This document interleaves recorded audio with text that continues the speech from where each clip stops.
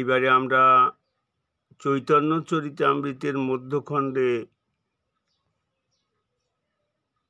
ক্ষীর চোরা গোপীনাথের কথা উত্থাপন করব।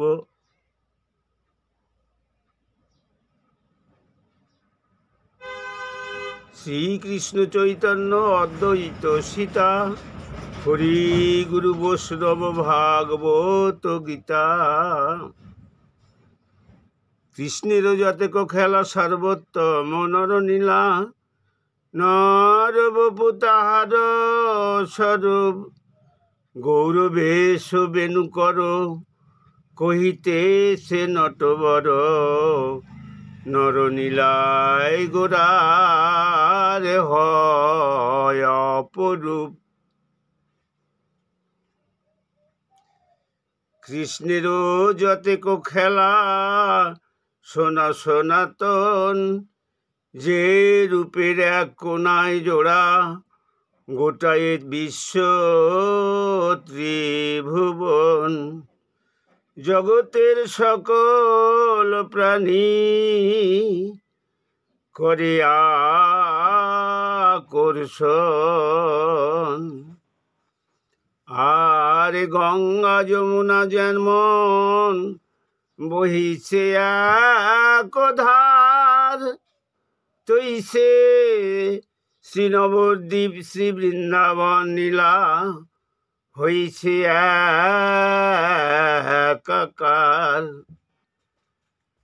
আর তাহে স্নান করিবার কালে কোনো যদি ভাগ্যবান ভাগ্যবতী সাজে, গঙ্গার তরঙ্গ বাজে বাজে শ্রী যমুনার মাঝে।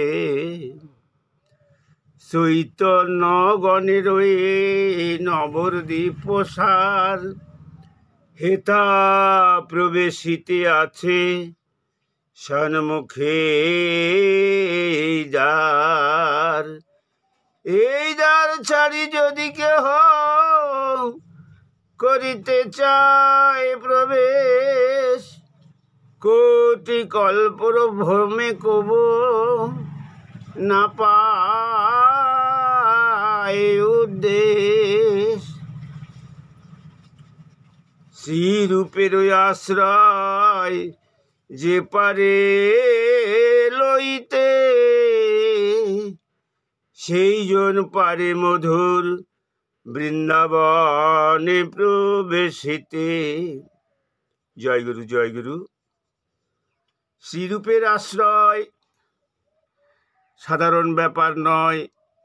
রাগাশ্রিত রসাশ্রিত ভাবাশ্রিত না হলে এ আশ্রয় হয় না। আর শ্রীরূপের আশ্রয় না নিলে না নেওয়া পর্যন্ত কোনো জীব কখনো কৃষ্ণের রাতুল চরণ প্রাপ্তি হয় না। গ্রন্থকার কি বলছেন? শ্রীরূপের আশ্রয় যে পারে লইতে, সেই জন পারে মধুর বৃন্দাবনে প্রবেশিতে। শ্রীরূপের আশ্রয় নিলে জীব সর্বলভ্য হয়, ফুকারি ফুকারি হা কৃষ্ণদাস কয়। আর নবদ্বীপবাসী যেত গৌরাঙ্গের গণ, ঊর্ধ্ব বাহু হইয়া বন্ধ সবার চরণ। বৃন্দাবনবাসী যত মহাপ্রভুর ভক্ত, সবার চরণ বন্ধময়ী হয়ে অনুরক্ত। নীলাচলবাসী যত মহাপ্রভুর গণ, আমি ভূমিতে পড়িয়া বন্ধ সবার চরণ।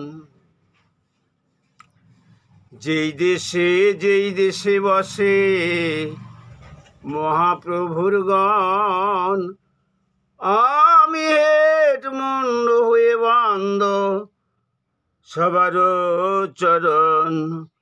হইয়াছেন হবেন যত প্রভুর ভক্তজন, আমি বিনম্র চিত্তে বন্ধ সবার চরণ। আজ আমি মুখবন্ধ এইখানে রাখলাম। আগামীতে চৈতন্য চরিতামৃতে ক্ষীরচোরা গোপীনাথ সম্বন্ধে আলোচনা করব। এমনি সময় বেশি হয়ে গেছে। জয়গুরু জয়গুরু। সমস্ত ভক্ত শ্রোতা বন্ধুদেরকে আমি প্রণাম জানাচ্ছি। সবাই যে যেখানে থাকুন আমার সশ্রদ্ধ প্রণাম গ্রহণ করবেন।